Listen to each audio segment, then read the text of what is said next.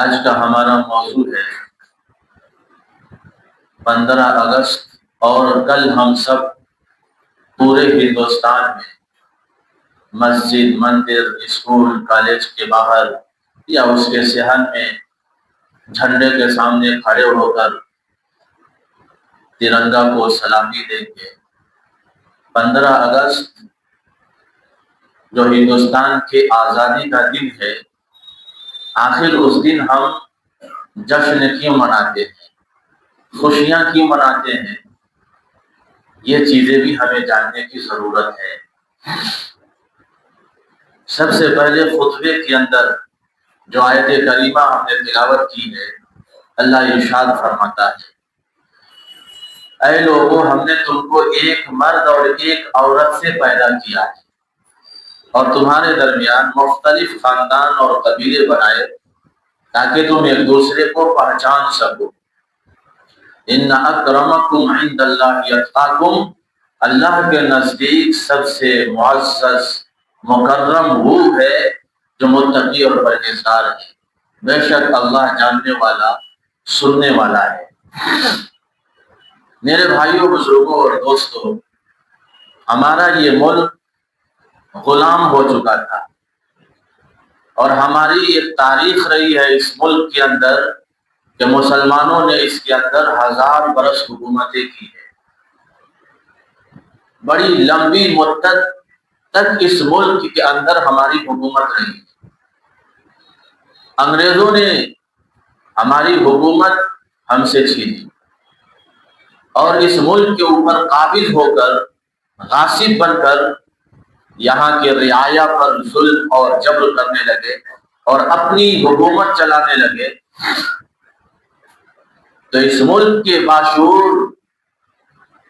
سنجیدہ لوگوں نے، اور خاص طور پر اس ملک کو آزادی دلانے میں علماء کرام نے جو قربانیاں کی ہے، وہ تاریخ کے اندر درج ہے۔ 15 اگست کو جو ہم خوشی مناتے ہیں، اس کے پیچھے بہت بڑی قربانی ہے، اور انگریزوں کے خلاف لمبی لڑائی لڑی گئی، تب جا کر ہمارا یہ ملک آزاد ہوا۔ 1947 عیسوی کو ہمارا یہ ملک آزاد ہوا۔ میرے بھائیوں، بزرگوں، آزادی ایک بہت بڑی نعمت بھی ہے، اور نعمت کے ملنے پر اللہ کا شکر ادا کرنی چاہیے۔ لَإِن شَكَرْتُمْ لَأَزِيدَنَّكُمْ وَلَئِن كَفَرْتُمْ إِنَّ عَذَابِي لَشَدِيدٌ۔ نعمت کے ملنے پر اگر تم شکر ادا کرو گے تو ہم اور زیادہ دیں گے، اور اگر ناشکری کرو گے تو میرا عذاب بھی بڑا سخت ہے، ہم بہت زبردست پکڑتے بھی ہیں۔ تو نعمت کے اوپر اللہ کا شکر ادا ہونی چاہیے۔ یہ جو آزادی ہے، یہ آزادی اللہ رب العزت کی طرف سے ایک نعمت ملی ہوئی ہے۔ یہ نعمت، آزادی کی جو نعمت ہے، یہ صرف مسلمانوں کو نہیں ہے، بلکہ انسان فطری طور پر آزاد ہے۔ ایک ہے غلامی اور ایک ہے آزادی، دونوں میں زمین آسمان کا فرق ہے۔ جو غلام ہے اس کی کنڈیشن اور جو آزاد ہے اس کی پوزیشن، دونوں میں زمین آسمان کا فرق ہے، اور یہ فرق خود اللہ رب العزت نے اپنی مقدس کتاب کے اندر مثال دے کر کے بیان کیا ہے کہ غلامی اور آزادی میں زمین آسمان کا فرق ہے۔ اللہ تعالیٰ ارشاد فرماتا ہے، ضرب اللہ مثلا عبدا مملوکا لا يقدر على شيء ومن رزقناه منا رزقا حسنا فهو ينفق منه سرا وجهرا هل يستوون بل اکثرهم لا يعلمون۔ اللہ تعالیٰ مثال دیتا ہے کہ وہ شخص جو غلام ہے، جو دوسرے کے ماتحت میں رہتا ہے، وہ کسی چیز پر قادر نہیں ہوتا ہے، اور ایک وہ شخص ہے جس کو اللہ رب العزت نے بہت زیادہ دی ہے، ينفق منه سرا وجهرا، کہ وہ کھلا کھلا بھی خرچ کرتا ہے، چپکے چپکے بھی خرچ کرتا ہے۔ هل يستوون، کیا یہ دونوں برابر ہو سکتے ہیں؟ یہ دونوں ہرگز برابر نہیں ہو سکتے، بل اکثرهم لا يعلمون، اکثر لوگ جانتے نہیں۔ تو یہ جو آزادی ہے، یہ آزادی بہت بڑی نعمت ہے۔ اس کے بغیر انسان کی زندگی مشکل ترین زندگی ہو جاتی ہے۔ جس طریقے سے انسان آکسیجن کے بنا نہیں رہ سکتا ہے، ایسے ہی ہمارا معاشرہ آزادی کے بغیر نہیں رہ سکتا ہے۔ یہ آزادی بہت بڑی نعمت ہے۔ ہمارے علماء نے اس ملک کو آزادی دلانے کے لیے تختے دار پر چڑھے، پھانسی کے پھندے کو چوما اور سولی پر چڑھائے گئے اور جانوں کا نذرانہ بھی پیش کیا، تب جا کر کے انگریز اس ملک سے بھاگنے پر مجبور ہو گئے۔ اور سب سے زیادہ اس ملک کو آزادی دلانے میں مسلمانوں کا اور بالخصوص علماء کرام کا کردار رہا ہے، ان کی قربانیاں بہت زیادہ رہی، اور اس کی وجہ بھی ہے۔ اس کی وجہ یہ ہے کہ اقتدار اور سلطنت انگریزوں نے مسلمانوں سے چھینا تھا، لہذا سب سے زیادہ ٹس اور سب سے زیادہ دکھ مسلمانوں کو ہوا۔ اس لیے مسلمانوں نے جنگ آزادی میں قائدانہ رول ادا کیا اور آگے بڑھ کر کے اپنے ملک کے لوگوں کو ساتھ لے کر کے انگریزوں کے خلاف جنگیں لڑی۔ بعض لوگ یہ سمجھتے ہیں کہ ہندوستان کی جنگ آزادی جو لڑی گئی وہ 1857 عیسوی سے لڑی گئی، لیکن میرے بھائیوں بزرگوں، اصل تاریخ یہ نہیں ہے۔ اصل تاریخ اس سے 100 سال پہلے، 1857 عیسوی سے 100 سال پہلے جس تحریک کا آغاز ہوا اور جس کے نتیجے میں بنگال کے سراج الدولہ نے 1757 عیسوی میں، مجنون شاہ نے 1767 اور 1780 عیسوی میں، حیدر علی نے 1776 عیسوی میں، اور اسی طریقے سے اس کے بیٹے ٹیپو سلطان نے 1780 اور 1791 عیسوی میں، مولانا شریعت اللہ اور ان کے بیٹے داد میاں نے 1812 عیسوی میں، اور اسی طریقے سے سید احمد شہید رحمۃ اللہ علیہ نے 1838 عیسوی میں جو باقاعدہ انگریزوں کے خلاف جنگ لڑی ہے، وہ تاریخ کے غبار میں چھپ جائے اور اہل وطن کو یہ معلوم نہ ہو سکے کہ مسلمانوں کے دلوں میں انگریزوں کے خلاف نفرت کی چنگاری اس دن سے سلگ رہی تھی جس دن سے انگریز ہمارے اس ملک کے اندر اپنا ناپاک قدم جمائے ہوئے تھے۔ 1857 عیسوی سے 100 سال پہلے اس تحریک کا آغاز ہوا جس کے اندر سراج الدولہ، ٹیپو سلطان اور بڑے بڑے علماء کرام نے انگریزوں کے خلاف جنگیں لڑی۔ 100 سال تک مسلمان انگریزوں کے خلاف پوری طاقت اور قوت کے ساتھ علماء کرام کی قیادت میں نبرد آزما رہے، اور 10 مئی سن 1857 عیسوی کو جنگ آزادی کی تحریک کا دوسرا دور شروع ہوتا ہے، جس نے ہمارے غیر مسلم بھائی اور دوسرے برادری کے لوگوں نے حصہ اس کے اندر لیا۔ سراج الدین پہلا وہ شخص ہے جس نے انگریزوں کے خلاف پلاسی کے میدان میں جنگ لڑی۔ یہ الگ بات ہے کہ سراج الدولہ کو شکست ہوئی، اس کے وزیر میر جعفر کی غداری کی وجہ سے سراج الدولہ کو شکست ہوئی۔ اگر میر جعفر کی غداری سامنے نہیں آتی تو ہندوستان کا نقشہ ہی کچھ اور ہوتا، لیکن اس کے وزیر میر جعفر کی غداری کی وجہ سے سراج الدولہ کو شکست ہوئی۔ میرے بھائیوں بزرگوں، اس آزادی کی تاریخ کے اندر ٹیپو سلطان کا ذکر کیے بغیر جنگ آزادی کی تاریخ ادھوری رہے گی۔ ٹیپو سلطان نے ہندوستان کے راجوں مہاراجاؤں کو خطوط کے ذریعے سے آگاہ کیا اور انگریزوں کے خلاف لڑنے پر ان کو آمادہ کیا۔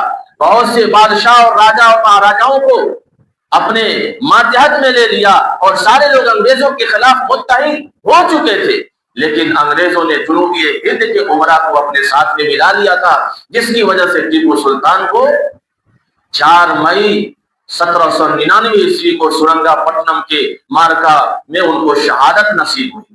ان کا ایک تاریخی مقولہ تھا کہ گیدڑ کی 100 سالہ زندگی سے شیر کی 1 دن کی زندگی بہتر ہے۔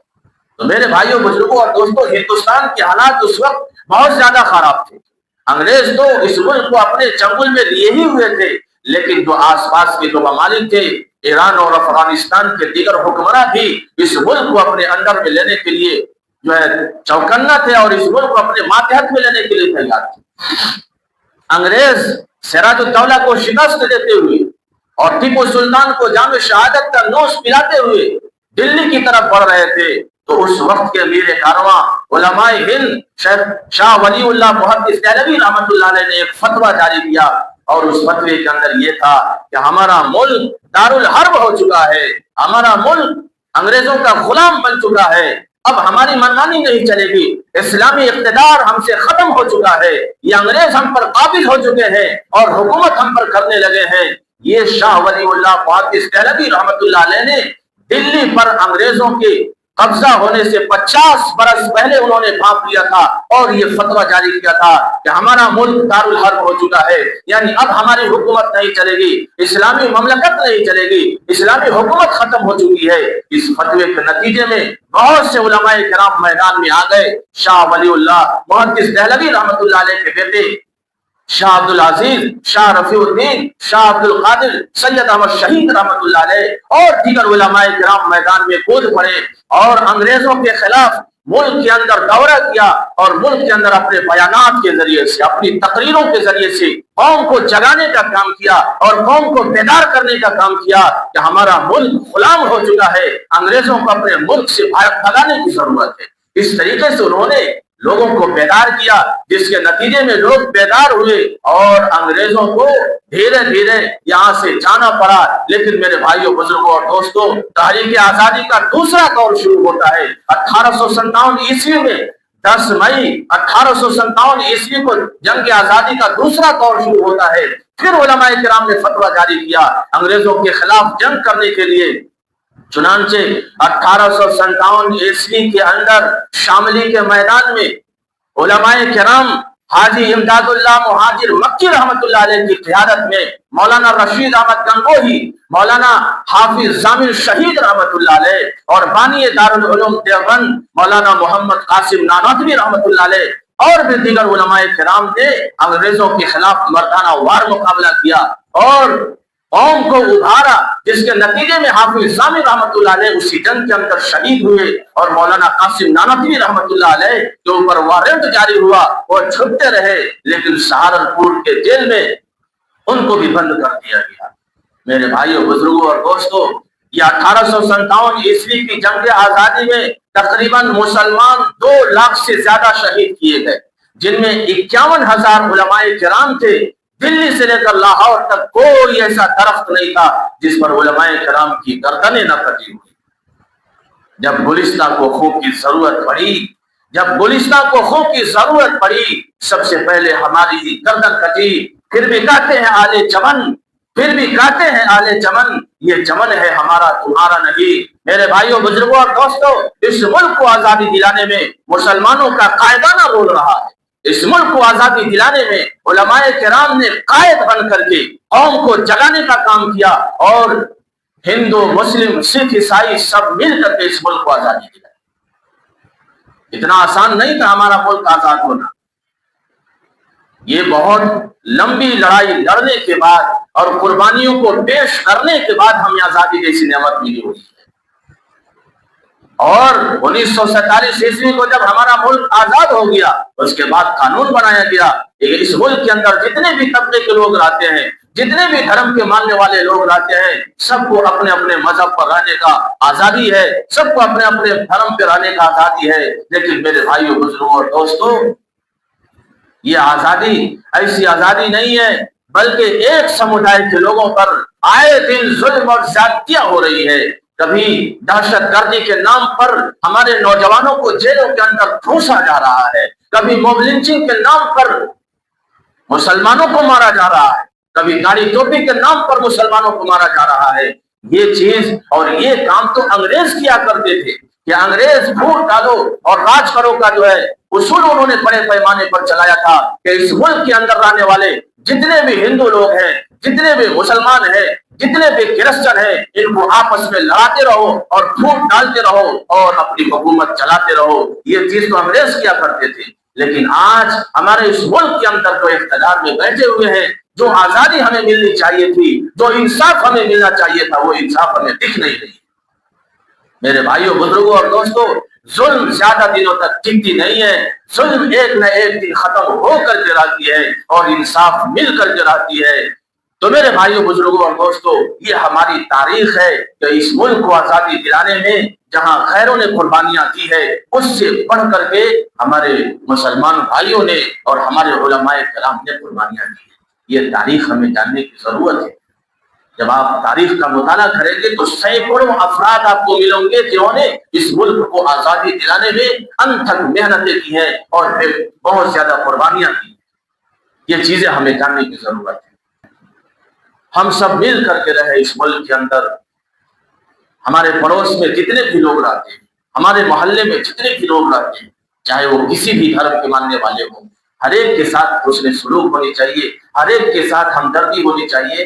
چاہے اگر غیر مسلم بھائی کے اندر کوئی مصیبت اور پریشانی آتی ہے، ہم وہاں پر موجود ہیں تو اس کے دکھ کی گھڑی میں اور اس کی مصیبت کی گھڑی میں ہمیں بھی ساتھ دینی چاہیے.